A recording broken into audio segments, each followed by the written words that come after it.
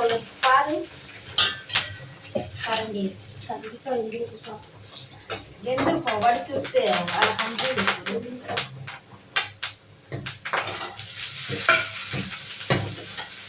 அந்த இது அவசரத்துல வேலை செய்யும் போதுதான் டம்முன்னு அப்படியே கை தவிர கீரை விழுவும் பொருள் எல்லாமே. இந்த மாதிரி எல்லாம் எல்லாருக்குமே நடக்கிறது தான்.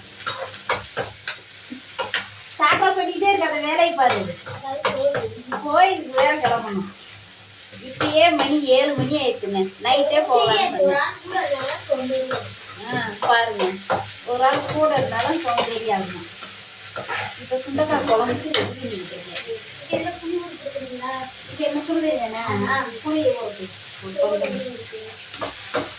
சோறு இதில் தான் வடிக்கணும்னு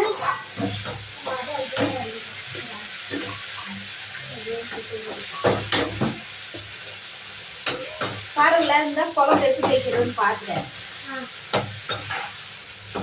இதுலேயே நிறைய விதமா வைக்கலாம். தக்காளி அரைச்ச ஊற்றிடலாம்.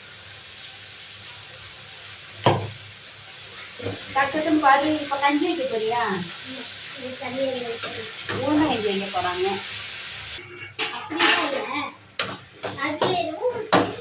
என்ன டேஸ்ட் இருக்கு? இந்த ஏரியால இந்த மகாராஜா பொடி தான் நல்லா ஃபேமஸா போயிட்டு இருக்கு. நல்லா இருக்குன்னு எல்லாருமே நிறைய பேருக்கு தான் வாங்கி யூஸ் பண்ணுவாங்க. என்ன மகாராஜா தானே உள்ள? ஆமா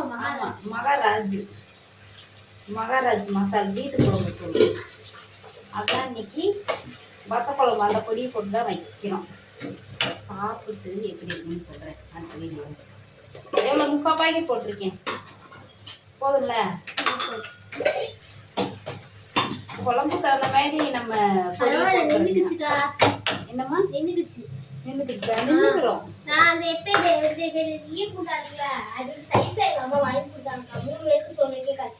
சரி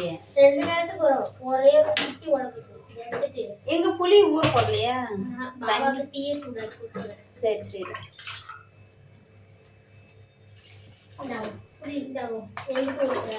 கொஞ்சமா போடு. உனக்கு ஒரு புளி அதிகமா தேவைன்னா கொஞ்சம் அதிகமா போடு. நாங்களாம் புளி கம்மியா தான் சேர்ப்போம். அவ்வளவா? யார்கிட்ட புளிப்பா இருக்கும்ல.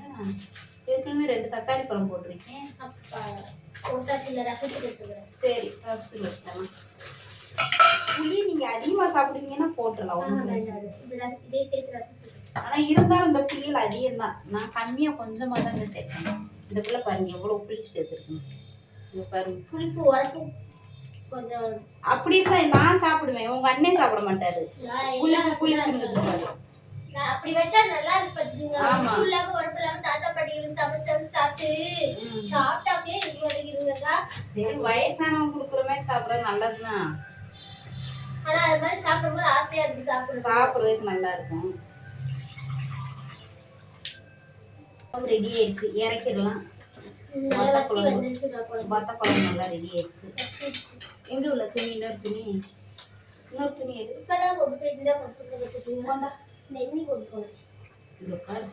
குட்டி குட்டி துணியா நிறைய வச்சிருக்குதுல. அருமையா சூப்பரா ரெடி ஆயிடுச்சு வத்த குழம்பு. பாருங்க உங்களுக்கு தெரியுதா? இதை தூக்கி இங்க வச்சு விட்டு வந்துருக்கு. முட்டையை அதில் வச்சு அது டக்குன்னு சீக்கிரமா வேலை நடக்கும். இது பார்த்தீங்கன்னா உளுந்தங்கஞ்சி செய்ய போகிறாங்க. அதுக்கு தான் தண்ணி அடுப்பில் வச்சு விட்ருக்கோம். தண்ணி காயட்டும். வத்தக்குழம்பு ரெடி ஆயிடுச்சு. வெள்ளை சாதம் ரெடி ஆயிடுச்சு. அதுக்கு என்ன செய்யணும்?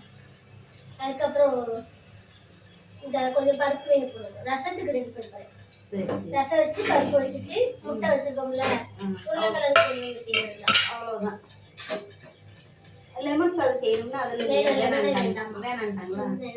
பசங்க லெமன் வேணான்னு சொல்லிட்டாங்க. நம்ம அவங்க கேட்கறதுனால நம்ம கொடுக்கணும். நம்ம சரி ஒரு இடத்துக்கு போனோம் கொடுத்தோம்னா வாங்க மாட்டாங்க. பாருங்க உளுந்தங்கஞ்சிக்கு தெரிய மாட்டேங்க. நான் உருளைக்கிழங்கு வெட்டவாக்கா?